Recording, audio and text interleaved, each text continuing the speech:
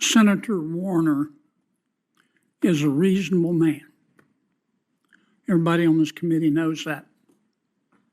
And he's a good man.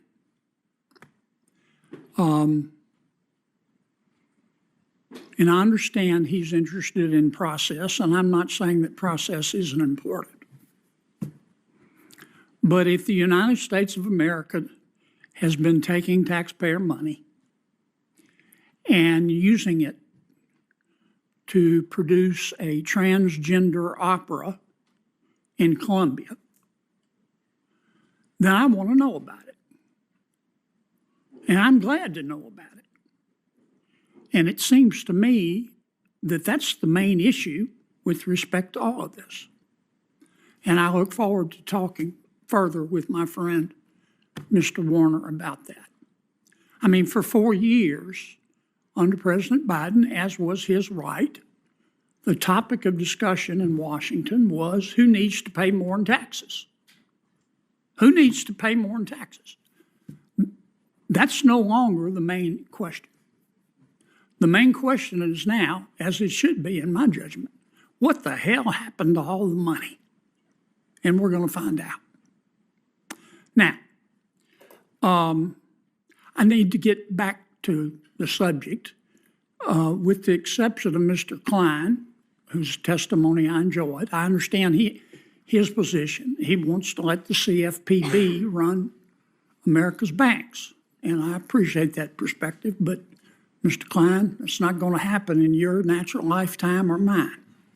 Now, let me turn to the other gentleman. What I hear Mr. McCauley, Mr. Ring, and Mr. Gannon saying is that some of America's banks have been discriminating, debanking customers because of their religious beliefs, because they support the Second Amendment, or because they hate fossil fuels.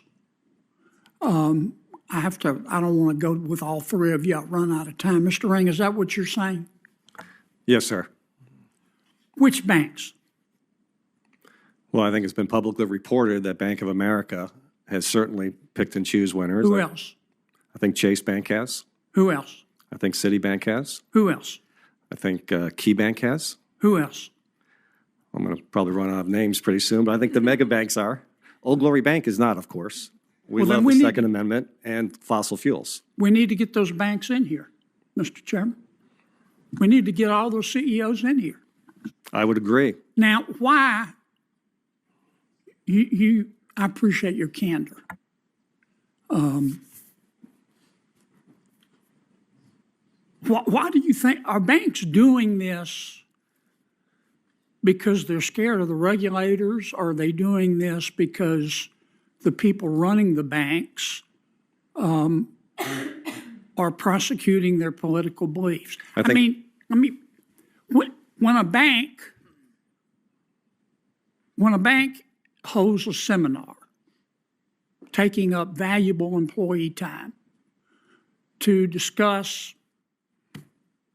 whether a man can breastfeed, are they doing that because regulators are leaning on them? Or are they doing that because the CEO really thinks that's subject to debate? I think it's definitely the latter, and I think it's also middle management. What do you mean the latter? It is not the regulators. I do not believe the regulators pushed the big banks to debank conservative causes. Don't? I do not. I think it was their internal choice by these big banks. Why? Well, why? The same reason why big tech pick and choose winners. I think big banks pick and choose winners that they care about, and that's why we need a market solution, because you can't regulate that type of behavior without having unintended consequences. And now every time you get a customer application, you've got to fill out 5 forms as to why you did or did not pick that customer. So you think that that's the management of these banks that are just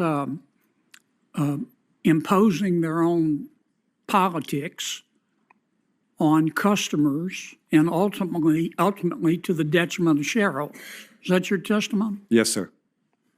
Either you two gentlemen in my last 10 seconds disagree with that?